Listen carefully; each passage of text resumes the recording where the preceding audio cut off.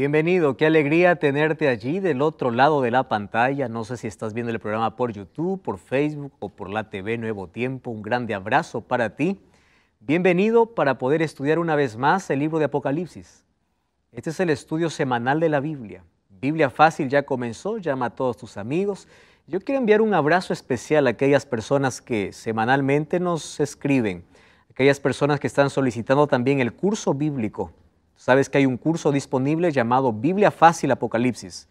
Allí aparece un número en pantalla donde tú puedes solicitar y ese curso puede llegar a tus manos. Así puedes complementar aquello que estás aprendiendo a través de la TV Nuevo Tiempo. Grande abrazo para ti, que Dios te bendiga. Gracias también por compartir con nosotros tu cariño, tu saludo, tus abrazos. Leemos cada mensaje que llega allí a las redes sociales. Nos encuentras allí como Biblia Fácil en Facebook. Y allí tú puedes colocar tu historia, tu testimonio. Hay gente que nos cuenta que está asistiendo a la iglesia, está comprendiendo más de Jesús, ya recibió un curso bíblico. Nos alegra siempre poder leer aquellas historias y estamos nosotros orando también por ustedes. Nos alegra ver aquellas vidas, aquellas personas que toman una decisión, juntamente con las personas que están aquí en esta temporada, toman una decisión para dar un paso firme en dirección a Cristo. ¿Cuánto nos alegra? Si aún tú no has tomado la decisión, es hora de tomarla. Si ya tomaste la decisión y lo has guardado solo para ti, haznos conocer.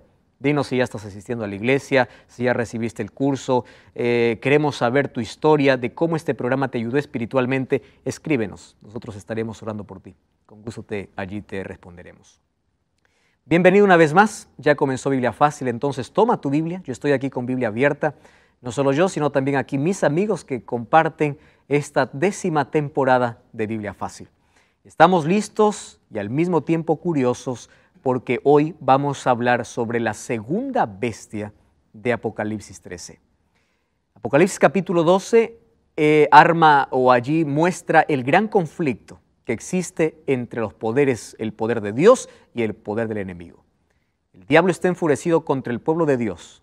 En Apocalipsis 12 representado como una mujer. Luego dice que se enfurece contra un remanente. ¿Quién es el remanente? Aquel pueblo de Dios fiel y sincero que guarda los mandamientos de Dios y tiene el testimonio de Jesucristo. Ese pueblo, en el tiempo del fin, hoy está de manera invisible en todas las iglesias, pero llegará un momento en que se unirán y habrá solamente 2 grupos en este planeta. Llegará el tiempo de que no existirán más placas ni nombres de iglesias. Llegará el tiempo en que solamente existirán 2 grupos, los adoradores de Dios y los adoradores de la bestia. Hoy vamos a hablar acerca de este segundo poder. ¿Estás listo? Vamos a cerrar nuestros ojos, acompáñanos allí donde estás. Bestia en profecía, ¿qué representa?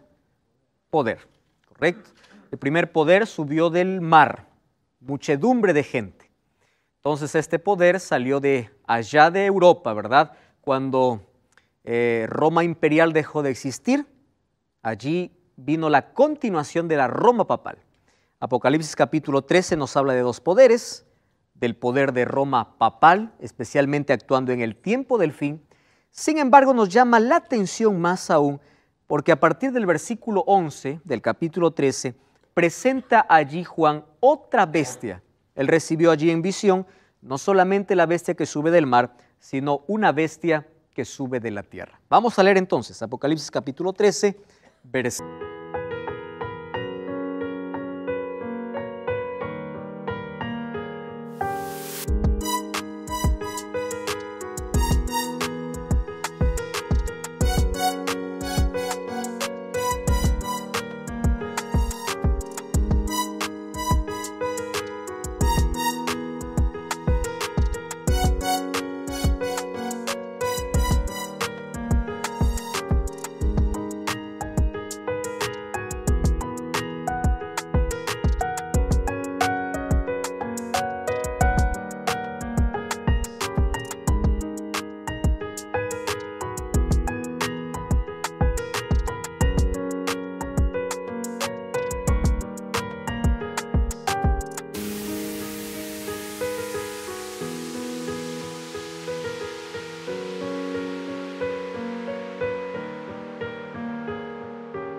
Versículo 11, Apocalipsis 13, 11. Felipe, ¿puedes acompañarnos ahí en la lectura? Vamos a leer. Después vi otra bestia que subía de la tierra. Tenía 2 cuernos semejantes a los de un cordero, pero hablaba como un dragón. Wow, impresionante, ¿no? Nos impresiona desde que sale. Algunas cosas que nosotros tenemos que ver aquí. La primera, sube del mar, ¿verdad? Esta bestia que sube del mar gana la admiración y gana la lealtad de todo el mundo, y en un momento va a ser de que todos puedan adorarlo. Hoy vemos cómo este poder, este sistema religioso, está ganando la gracia y el cariño de todo el mundo, está uniendo a todo el mundo. Sin embargo, hay una segunda bestia, y allí Felipe leyó, es una bestia que sube de la tierra, no es del mar, ahora es de la tierra. Tenía 2 cuernos semejantes a la de un cordero, pero hablaba como dragón. ¿Qué cosa es lo que sorprende aquí? Primero, que sube de la tierra. ¿Recuerdan ustedes que en Apocalipsis capítulo 12 la tierra ayudó a la mujer? ¿Se acuerdan ustedes de esa expresión? Cuando decía que la tierra ayudó a la mujer, estaba hablando de los lugares desolados donde el pueblo de Dios huyó, lejos de las doctrinas y de las enseñanzas falsas que se tenía y también de la persecución de la Edad Media. Ahora, de la misma tierra, es decir, de lugares desolados, nace un poder. No significa que era un lugar donde era un desierto completo, significa de un lugar poco poblado. Quiere decir que si la tierra ayudó a la mujer, significa que los hijos de Dios huyeron a lugares pocos poblados, se aislaron. Ahora, de un lugar poco poblado surgiría una segunda bestia o segundo poder. Otra cosa que aquí llama la atención es que las 2 bestias tienen más o menos una semejanza al ángel. ¿Recuerdan ese ángel poderoso que tenía un librito en la mano? Un pie estaba sobre el mar y el otro pie estaba sobre la tierra. Fíjense aquí. Ahora, hay una bestia que sube del mar y el otro bestia que sube de la tierra. Cuando se habla mar y tierra, está hablando de la totalidad de la humanidad. Lugares muy poblados o poco poblados, totalidad, ¿correcto? Ahora, el alcance que tienen estos poderes entonces es mundial. Otra cosa que llama la atención es que tiene 2 cuernos, ¿verdad? Y que es semejante a un cordero, pero habla como dragón. Cordero, ¿qué representa en la Biblia? ¿Quién es el cordero? Cristo. ¿Y quién es el dragón? El diablo. Es decir, este poder tiene una apariencia de cordero. ¿De dónde viene la palabra cristiano? De Cristo, ¿verdad? Entonces, tiene una apariencia cristiana, pero un momento va a quitarse esa careta cristiana, va a dejar de ser cordero o la imitación de un cordero y va a empezar a hablar como dragón, como es su verdadera naturaleza. Ahora, este es un poder entonces político que se va a unir a esta primera bestia. Ahora eso lo vamos a ver a continuación. Quiere decir que el diablo levanta un poder que sube del mar, que es Roma, ¿correcto? Roma papal. Solo que dice que este primer poder hace que todos lo adoren, pero no lo va a hacer solo, sino a su ayuda se va a levantar otro poder para que la primera bestia pueda ser adorada y así se pueda cumplir la profecía de que toda la tierra adora a esta primera bestia. ¿Cómo lo hará? Antes de decir cómo, primero tenemos que descubrir quién es ese primer poder. Entonces, por la apariencia de cordero y al mismo tiempo dragón, significa que este imperio, este poder, sería aparentemente religioso, ¿correcto? Porque tiene apariencia de cordero, pero luego apoyará a la primera bestia. Si nosotros entonces analizamos de qué poder está hablando, nos damos cuenta que ese segundo poder del cual habla Apocalipsis 13 es Estados Unidos de Norteamérica. Pero no es un decir o es una conclusión superficial, ustedes creen que es Estados Unidos. Vamos a analizar características y por qué creemos que es Estados Unidos de Norteamérica. Si hubo un lugar, si hubo una nación superpoderosa que nació con un puñado de gente, es decir, de un lugar poco poblado, es Estados Unidos. Entonces, yo sé que los que estamos aquí conocemos la historia. La historia de cómo se formó Estados Unidos es tan simple y es tan linda al mismo tiempo. ¿Por qué? Resulta que en el año de 1620 se conoce en Estados Unidos como la llegada de los padres peregrinos. ¿Quiénes eran los padres peregrinos? Los padres peregrinos eran los cristianos que venían huyendo de Europa por la persecución en la Edad Media. Correcto. Entonces ellos vinieron, tomaron un barco, ¿verdad? El Mayflower. Ellos allí, ¿dónde desembarcaron? Allí en las orillas del Atlántico. Y allí formaron sus colonias. Ya habían por ahí unas 16 colonias, forman la 17ª colonia. Entonces, Estados Unidos tiene como tradición, incluso hasta hoy, celebrar cada año, un jueves del mes de noviembre, el Día de Acción de Gracias. Solo en Estados Unidos, ¿verdad? El Día de Acción de Gracias significa para Estados Unidos su historia, su verdadero nacimiento. ¿Por qué? Porque ellos recuerdan la llegada de los padres peregrinos, la llegada de estos hombres y mujeres que venían huyendo de la persecución papal. Allí en el Mayflower llegaron a orillas de, bueno, allí cruzaron el Atlántico y llegaron a lo que hoy conocemos como Estados Unidos. Estos padres peregrinos dijeron: llegamos a una tierra de libertad. Aquí no nos alcanza ese poder perseguidor, ¿verdad? Aquí se acabó, aquí tenemos libertad para adorar a Dios.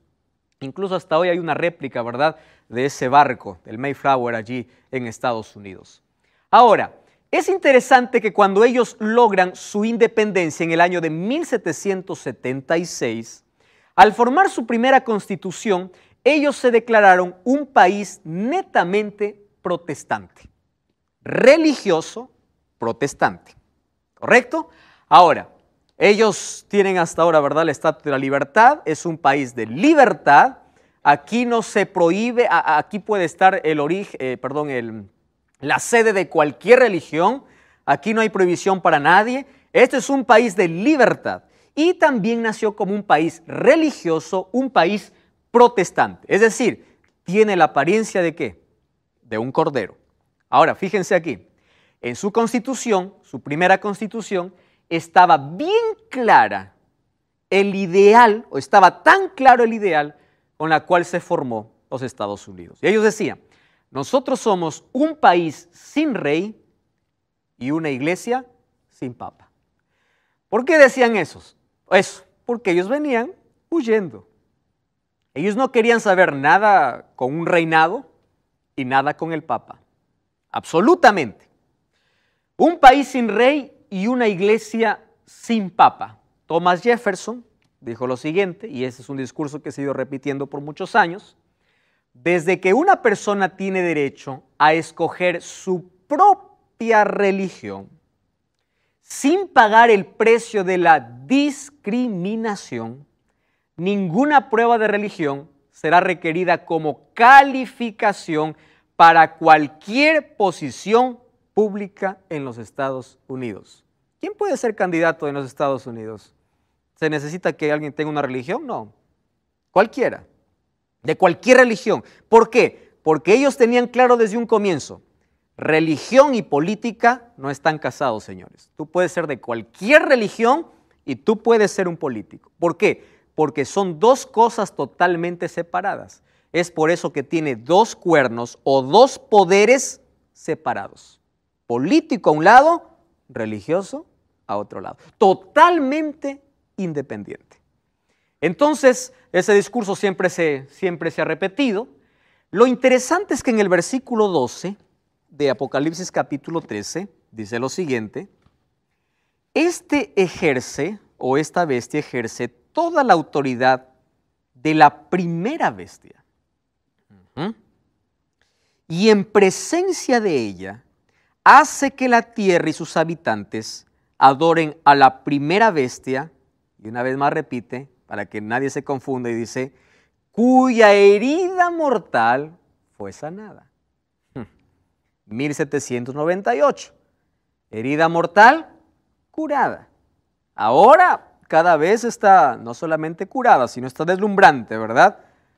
Dice, esta bestia se unirá. Quiere decir que en un momento la segunda bestia se unirá a la primera bestia. ¿Pero para qué se unirá? Para que toda la tierra pueda adorar. Su intención no es ser adorado a la segunda bestia, su intención es que toda la tierra pueda adorar ¿a quién? A la primera bestia. Ahora fíjense, de paso, ustedes saben que este papel también es otra imitación de los poderes divinos. ¿Quién es el encargado de glorificar a Cristo, de glorificar a Dios aquí en la tierra? Es el Espíritu Santo. Es de llevar a todas las personas que puedan adorar ¿a quién? A Dios. Y el diablo levanta un falso espíritu. Así como Dios, ¿verdad? A través del Espíritu Santo lleva a las personas a adorar a Dios, el diablo también levanta una falsa Trinidad. Luego vamos a ver, la palabra Trinidad no aparece en la Biblia, ¿verdad? Pero nosotros comprendemos que Dios es uno, pero ese uno son tres personas, el Padre, el Hijo y el Espíritu Santo. Ahora el diablo va a levantar, ojo, falsa Trinidad, el dragón, la primera bestia y la segunda bestia. El dragón en las fuerzas demoníacas representaría al Padre. La primera bestia, Roma, representaría al Hijo. ¿Recuerdan que Roma, el Papa quiere ser o dice que es Cristo? Representaría al Hijo. Y la segunda bestia, ¿a quién representaría? Al Espíritu Santo. ¿Por qué? Porque así como el Espíritu Santo lleva a las personas a adorar a Dios, la segunda bestia lleva a las personas a adorar a la primera bestia. Una falsificación completa. El diablo es tan astuto, es por eso que puede engañar tan fácilmente, porque puede tomar las cosas divinas y puede allí deteriorarlas y hacerlas a su gusto para robarse la adoración. Muy bien, estos dos poderes un día se unirán. Hoy no solamente se dan la mano, en un momento se van a abrazar y juntos van a lograr un objetivo totalmente diabólico. Quien está detrás de todo esto es el dragón, recuerden. El dragón es quien da poder a estas bestias. El 24 de febrero del año de 1992 apareció en la revista Time, que no es una revista cristiana, por supuesto. La revista Time, la portada de su revista apareció ese título enorme que decía Santa Alianza, 1992. Santa Alianza. ¿De qué hablaba esta Santa Alianza?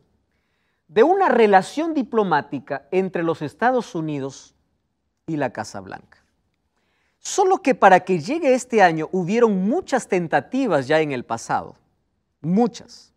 Por ejemplo, en el año de 1950 hubo una tentativa para poder unirse diplomáticamente o para poder tener conversaciones diplomáticas. Antes del año de 1900 o antes de 1992, 1980 atrás, no habían conversaciones diplomáticas entre ellos. Ahora fíjense, en el año de 1950 cuando dijeron, pero bueno, eso ya quedó en el pasado, nosotros ahora somos una nación libre, el Papa ya no tiene el mismo poder, vamos a hacer una tentativa de una conversación diplomática o de poder unirnos políticamente. El Senado de Estados Unidos rechazó por completo y dijo, ¿qué cosa? Nosotros no nos olvidamos que nuestros primeros, los padres que formaron Estados Unidos vinieron huyendo del Papa, ahora quieren que nosotros nos podamos unir. Sin embargo, el tiempo pasó y en el año de 1984, ojo, 1984, iniciaron aquellas conversaciones. Este año es importante porque el primer embajador de Estados Unidos a ser enviado al Vaticano fue William Wilson. Entonces, desde allí empezó una cercanía entre estos dos superpoderes sobre la tierra. Uno, un poder político y religioso, pero más conocido religioso, y el otro poder político como una potencia mundial o como un superpoder sobre la tierra. Dos poderes que en un momento se van a unir. ¿Cómo lo harán? Miren lo que dice Apocalipsis capítulo 13, versículo 14. Esto es impresionante. Apocalipsis capítulo 13, versículo 14, dice así: engaña a los habitantes de la tierra con las cuales o con las señales que se le ha permitido hacer en presencia de la bestia, diciendo a los habitantes de la tierra que le hagan una imagen a la bestia, y nuevamente se repite. ¿Qué se repite? La bestia que fue herida, ¿y qué dice? Y revivió. Como para tener la certeza absoluta, certeza completa, de que no se trata de otro poder, es del mismo poder de la primera bestia, Apocalipsis capítulo 13, versículo 1 en adelante. Dice, ahora hace señales y hace que todos los habitantes de la tierra le hagan una imagen. ¿De dónde viene esta expresión? ¿Recuerdan ustedes el capítulo 3 de Daniel? Cuando Nabucodonosor levanta una estatua. Es una historia muy conocida en el capítulo 3. En el capítulo 2, Nabucodonosor tiene un sueño, y el sueño es que hay una estatua, cabeza de oro, pechos y brazos de plata, vientre de bronce, piernas de hierro, pies hierro con barro cocido. Y al final del sueño aparece una piedra, y esta piedra viene y destruye toda la estatua. ¿Qué cosa representaba esa piedra? El regreso de Jesús, el mayor imperio. Todos los imperios humanos van a pasar. Solo que Nabucodonosor primero comprendió y luego dijo, no, yo quiero que mi imperio nunca pase. En el capítulo 3, después de algunos años, él levantó una estatua con una diferencia. Lo hizo toda de oro, desde la cabeza hasta los pies. Una manera de decir, mi imperio nunca va a terminar, ¿no? A veces cuando el ser humano quiere ir en contra de los planes de Dios, hace cosas ridículas incluso. Él levanta una estatua y él manda que todos puedan venir. Allí coloca instrumentos, coloca músicos y dice, al son de la trompeta, todos se van a arrodillar ante la estatua. Dentro de ese grupo habían 3 jóvenes hebreos, que eran los amigos de Daniel. Daniel no estaba probablemente porque estaba de comisión en algún otro lugar. Él era, recuerden, él tenía un cargo público allí en Babilonia. Y estaban los 3 amigos de Daniel, Sadrac, Mesac y Abednego. Cuando todos se arrodillaron, 3 no lo hicieron. ¿Cuál era la sentencia? Si ustedes no se arrodillan, ustedes van a parar ¿dónde? En el horno de fuego. Correcto. La historia nosotros sabemos, no se arrodillaron, por más que fueron amenazados, porque una persona que es fiel, ¿verdad?, no se rinde ante ninguna tempestad, demuestra su fidelidad aun cuando pase por el horno de fuego.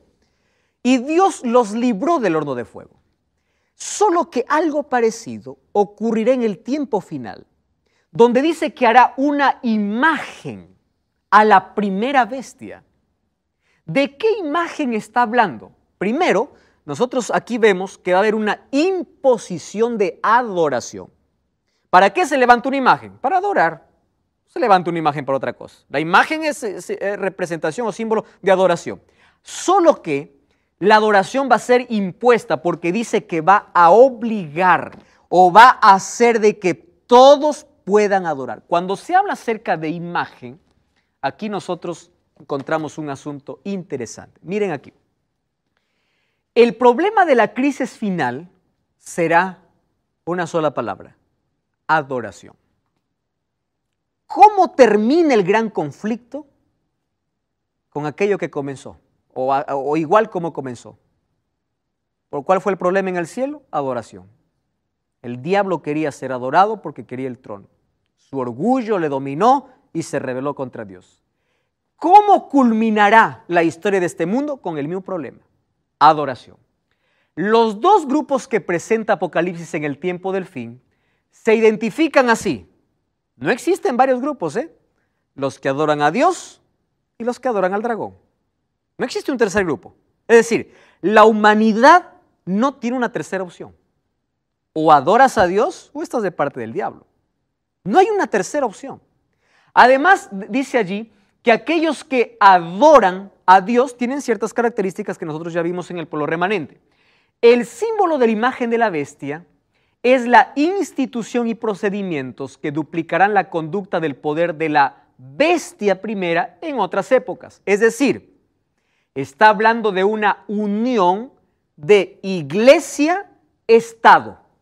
Y ustedes saben, siempre que hay una unión entre iglesia-estado, ¿qué cosa ocurre? Persecución. Porque cuando se une el poder político y religioso, se une solo con una intención: que todos obedezcan a este poder. Y aquel que desobedece, ¿qué cosa sucede? Es muerto, es amenazado, es destruido.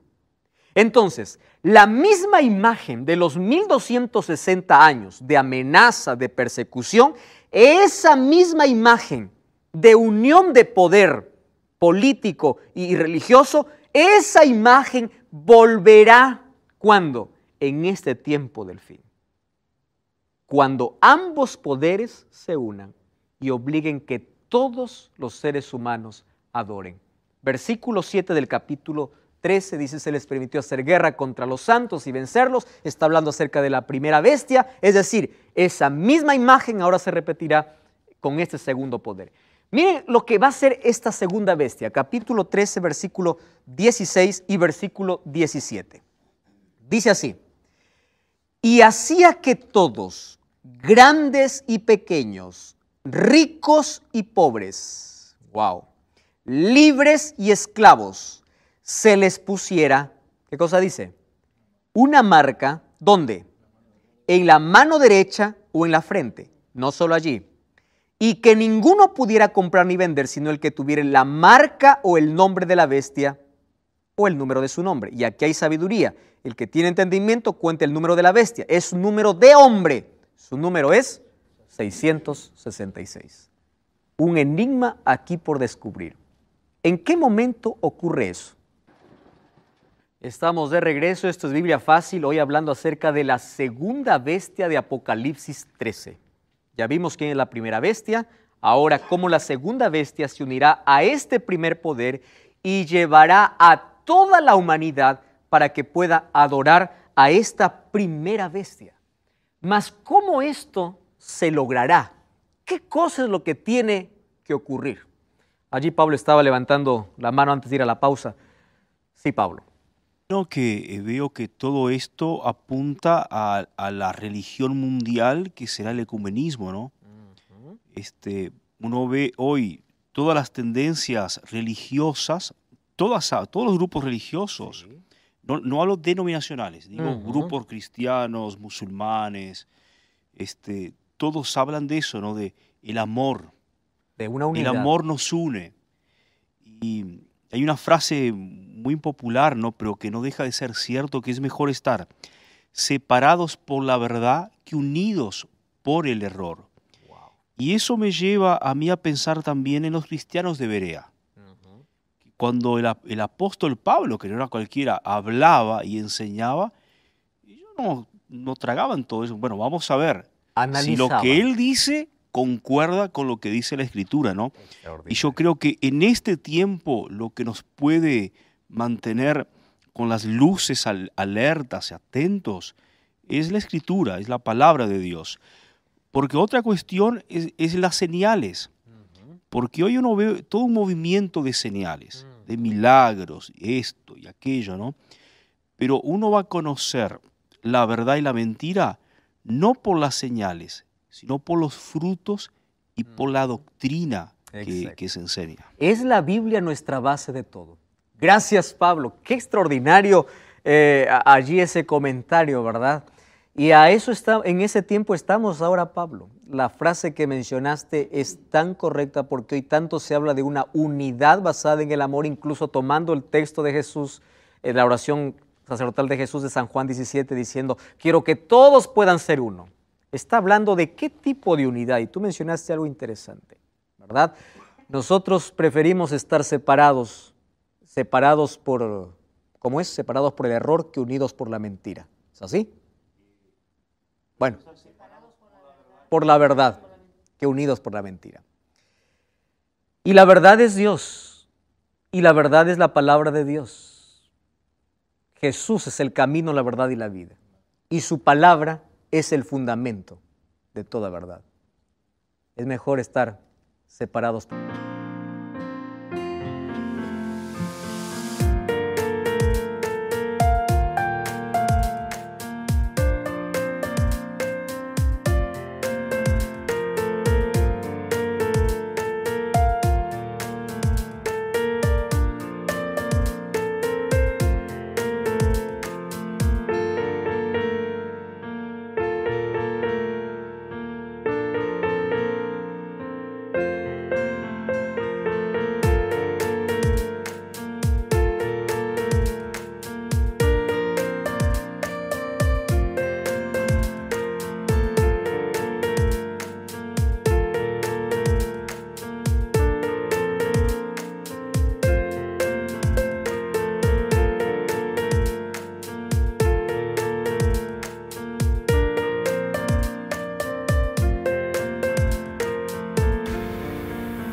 La verdad que unidos por la mentira. Ahora miren lo que hace esta bestia. Dice que ella coloca una marca. Y yo sé que todos ustedes han escuchado acerca de la marca de la bestia. Y tantas cosas se han especulado, ¿verdad? Hoy en día veo que gente publica y dice la marca de la bestia va a venir a través de un chip, la marca de la bestia viene en los productos, va a venir a través de un código. La Biblia no revela exactamente cómo, pero sí nos da las características de en qué consiste esa marca. Lo que la Biblia no revela solo son especulaciones. Ahora, fíjense aquí. Cuando dice que va a poner una marca, presten atención, en la frente y en la mano, esto es simbólico, ¿verdad? Frente es símbolo de sabiduría, conocimiento, decisiones, pensamiento. Mano es símbolo de trabajo. Solo que presten atención aquí. Ustedes saben que la marca en la mano o en la frente es una alusión de lo que en el libro de Deuteronomio ya se decía, que venía de parte de Dios para su pueblo. Fíjense. La exigencia de recibir la marca en la mano derecha o en la frente evoca ya un mandato divino. Otra vez aquí el diablo falsificando. Vamos a leer lo que dice Deuteronomio capítulo 6, versículo 8. Miren, Deuteronomio 6:8 dice así: las atarás como una señal en tu mano. ¿Dónde va a estar, dice? En la mano. Y luego como frontales entre tus ojos. ¿De qué está hablando? Frente y mano. Señal. ¿Correcto? Muy bien. Aquí dice que será señal. Ahora, la marca en la mano y en la frente, ¿qué cosa era? Las leyes de Dios. Porque ustedes lean todo el capítulo 6, cuando Dios habla para Israel, dice: oh Israel, Jehová nuestro Dios, Jehová uno es, amarás a Jehová tu Dios de todo corazón, de toda tu alma. Las palabras que te mando hoy estarán en tu corazón, las repetirás a tus hijos, las hablarás estando en tu casa, etcétera, etcétera. ¿Qué cosa tenían que repetir? La Torá, la ley, la instrucción, la ley divina. Eso tendría que estar ¿dónde? En su frente, y dice: la atarás ¿a dónde? A tu mano. Ahora, ellos consideraban amar a Dios de todo corazón, con todo el alma y con todas las fuerzas. ¿A qué se refería? A tener las instrucciones de Dios ¿dónde? En su mente. No en algo escrito, en la cabeza. Eso representaba para el pueblo de Israel entonces amar a Dios con todo el corazón. Corazón representa el pensamiento, ¿verdad? En la Biblia, el cerebro, donde se generan las decisiones, etcétera, etcétera. Allí es donde sería guardada la ley de Dios, la instrucción de Dios. Muy bien. La exigencia de la bestia entonces es tener la marca en la mano, en la frente. ¿Qué cosa representaría aquí? La antítesis de los mandamientos de Dios. Es decir, el cambio de obediencia a la bestia en lugar de obedecer a Dios. Dios quiere colocar su ley y su palabra y su instrucción en la mente. El diablo dice: no, yo voy a colocar mi marca en la mente. Y aquí hace alusión a lo que dice Deuteronomio capítulo 6, mano y frente. Mano, símbolo de trabajo, frente, símbolo de conocimiento. La verdad probatoria entonces para el mundo en la crisis final está centrada en un asunto de adoración apropiada. El asunto es adoración. Los sellados adoradores de Dios, en Apocalipsis 14:12, ¿qué cosa dice? Aquí está la paciencia de los santos. Los que guardan los mandamientos de Dios son los que guardan los mandamientos de Dios. Es decir, presten atención aquí, en la crisis final, los mandamientos de Dios surgirían como una norma de lealtad. No estoy hablando de salvación, porque el pueblo de Dios siempre se salvó por gracia. Sin embargo, cuando hablamos de adoración, estamos hablando de una evidencia externa. Entonces, la norma de lealtad que tiene que ver estrechamente con adoración, ¿con qué tiene que ver? Con la ley de Dios, con los mandamientos, allí basado en Deuteronomio capítulo 6, versículo 8. Entonces dice que aquellos que no tengan la marca, ¿qué cosa es lo que no pueden hacer? No pueden ni comprar ni vender a menos que no tengan la marca allí.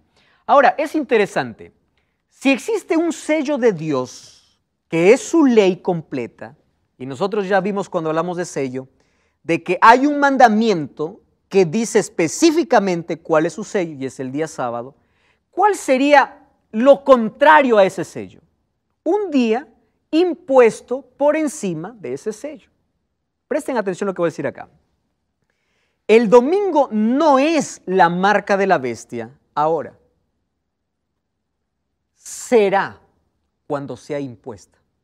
¿Comprenden eso?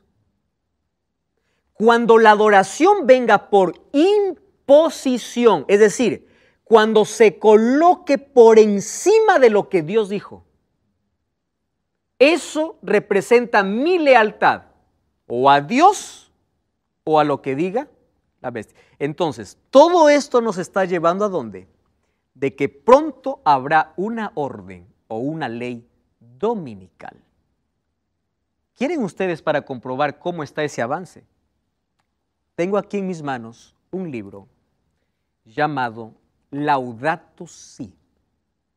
Quien escribe este libro es el Papa Francisco. No es un libro muy antiguo, es un libro nuevo. Y aquí en este libro, el Papa Francisco propone, wow, qué cosas interesantes. Préstenme atención aquí. ¿Qué cosa propone? El cuidado de la casa común, el cuidado del medio ambiente. ¿De qué manera? Aquí dice, guardando un día, dejando de contaminar el ambiente un día. Presenta el domingo no como día de adoración, lo presenta como un día de preservación para el planeta. Y en un momento de la historia, que es el nuestro, donde se habla tanto del cuidado del medio ambiente, de ecología, esta es la propuesta del Papa Francisco, que todos puedan dejar de trabajar el domingo. Todos.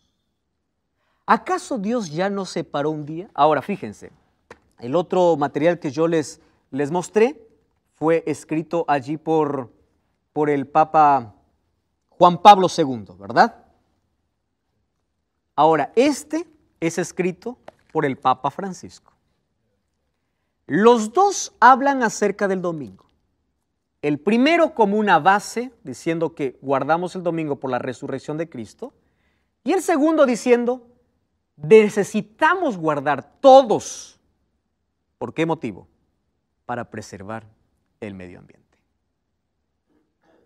Quiere decir, ustedes saben que esto ya está siendo estudiado en diferentes países. Y en algunos países, incluso aquí de Sudamérica, ya hay incluso leyes locales donde está totalmente prohibido poder comprar, poder vender, poder negociar el día domingo.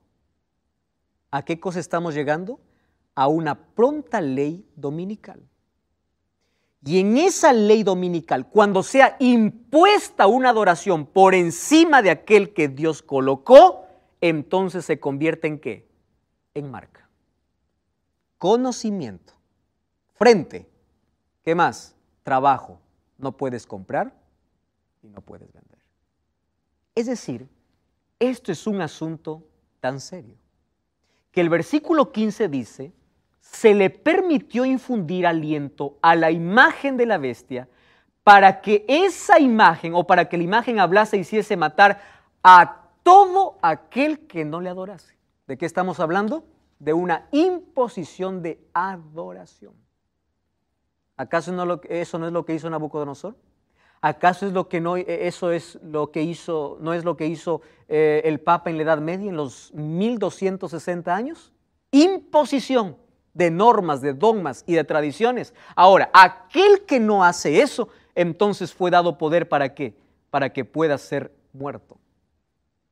Entonces nosotros encontramos desde hace algún buen tiempo cómo las conversaciones han ido de menos para más, ¿verdad? Y cada vez nosotros encontramos una cercanía extraordinaria, diversas negociaciones y diversas conversaciones. No nos interesa saber las conversaciones secretas. Lo que sabemos es que la profecía dice que un día estos dos poderes se unirán. Entonces, cuando se unan estos dos poderes, ellos impondrán una adoración falsa. Ahora, los mandamientos de Dios no son señal o no son la causa de la salvación. Serán señal de lealtad y de obediencia. Aquello que dividirá a estos dos grupos. Ahora el versículo 18 dice, aquí hay sabiduría y el que tiene entendimiento cuente el número. Bestia es poder, pues su número es de hombre. ¿Qué día fue creado el hombre? Sexto día. El 6 es un número de hombre. Casi 7. No alcanza el ideal divino. Casi 7. Y cuando se repite 3 veces 6, aquí hace alusión a muchas cosas. ¿Cuántas veces se dice santo, santo, santo? 3. Santo, santo, santo. Existe Padre, Hijo y Espíritu Santo. Ahora el diablo, usando el número, no el diablo, la bestia usando el número de desobediencia, o aquí simbólicamente se usa el número de desobediencia, repitiendo el doble. Miren esta arrogancia o esta imposición, o miren aquí esta manera de poder sobreexaltarse sobre los planes divinos. 6, 6, 6. Y este 666 vino del sistema sexagesimal que heredamos todos nosotros de Roma. Allí, por ejemplo, cuando Babilonia quería contar al dios más pequeño, lo contaba con el número 6. Cuando Roma quería contar a sus dioses locales, era con el número 60. Y cuando quería contar la totalidad, era 600. Si nosotros unimos 600 más 60 más 6, saldría 666. Es decir, esto es símbolo de idolatría completa, donde uno obedece una orden divina antes que una orden, o una orden humana antes que una orden divina. Número 6 es humano, no alcanza el ideal divino y está en contraste allí con el 7 de la deidad. Ahí en el capítulo 1, versículo 4, se repite muchas veces 7, 7, 7. Ahora comienza con 666, símbolo de desobediencia y deslealtad a Dios. Amigos, vivimos en un momento muy solemne y especial de la historia.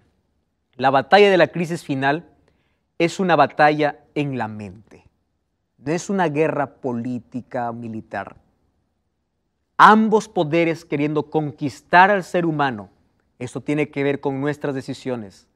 La prueba de la crisis final será adoración. ¿A quién estás adorando? Ahora existen 3 grupos. ¿Cuáles son esos grupos? Aquellos que aman el Evangelio y tienen compromiso con el Evangelio. A mí me interesa mucho aquella expresión que Pablo mencionó. Los bereanos no estaban dispuestos a hacer lo que alguien les diga simplemente porque lo dijo. Ellos iban a las Escrituras para ver si las cosas eran así. Ahora, aquellos que aman el Evangelio y aquellos que tienen un compromiso con el Evangelio seguirán siendo fieles. Sin embargo, existe un segundo grupo, aquellos que rechazan por completo el Evangelio. Aquellos que rechazan por completo el Evangelio, porque en su cabeza, en su mente tienen tanta filosofía de humanismo y de tantas otras cosas, ya están decidiendo a quién adorar. Sin embargo, lo que más me llena de tristeza es un tercer grupo que existe. ¿Sabes cuál es ese tercer grupo? El grupo indiferente. El grupo indiferente es aquel que sabe qué cosa es lo que tiene que hacer, pero no lo hace. Es aquel que sabe de dónde tiene que salir, pero no sale. Aquel grupo es aquel que ve la verdad en su plenitud, pero no está dispuesto a obedecerlo. Aquel grupo es el mayor y es el más peligroso. Es un grupo de cristianos sinceros que encuentran la verdad tan clara, pero aún prefieren continuar allí en su rebeldía. Querido, yo he venido para hablarte de Jesús y de salvación. Quien te salva es Cristo. Su gracia te transforma. Tu vida va a ser cambiada por la gracia de Cristo y un día vas a estar en el cielo no por las obras que hiciste, sino por la gracia divina. Sin embargo, cuando su gracia nos transforma, nos hace leales y fieles a su palabra. Vivimos en la parte final de la historia. Ya no hay más tiempo que perder. Es hora de tomar decisiones. Muy pronto se impondrá en este mundo una falsa adoración. Y aquellos que están de parte de Dios, de parte de la Biblia, de la palabra de Dios, van a sufrir angustia. Claro que sí, pero no tendrán miedo, porque su redención está cerca. ¿De qué lado estás? ¿En qué grupo tú estás? Hoy Dios quiere colocar su palabra en tu vida de manera clara. Probablemente para muchos esto es un tema muy chocante. Probablemente te sientes frustrado o estás analizando allí en tu vida. Mas hoy yo te voy a pedir algo. Aférrate a Dios y pide que el Espíritu Santo pueda seguir iluminando tu mente para que puedas aceptar aquella verdad y lo puedas abrazar en tu corazón. No te estoy hablando de abrazar una iglesia, abrazar la Biblia, la palabra de Dios, porque finalmente este mundo quedará solamente en dos grupos: aquellos que sirven y adoran a Dios y aquellos que sirven y adoran a sus líderes y a la bestia. Hoy quiero orar por ti. Antes quiero que tomes una decisión. Si tú hoy tomas la decisión de poder decidir, o si tú hoy decides de ponerte de parte de Dios, de parte de su palabra, ahí donde tú estás, mirando la TV, ponte de pie si quieres, levanta la mano o acércate al final porque juntos vamos a orar. Dios está viendo esa decisión. Voy a invitar a Andrés que venga para cantar. Mientras él canta esta linda canción donde pide que el Espíritu Santo pueda tocar nuestra vida, sé que el Espíritu Santo está tocando tu corazón. Déjate ser tocado